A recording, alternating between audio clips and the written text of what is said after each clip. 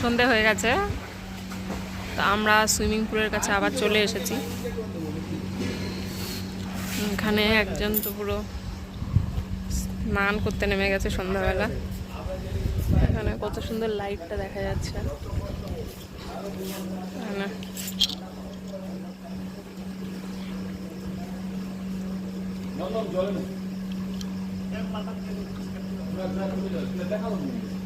সন্ধ্যাবেলা খুব সুন্দর লাগছে।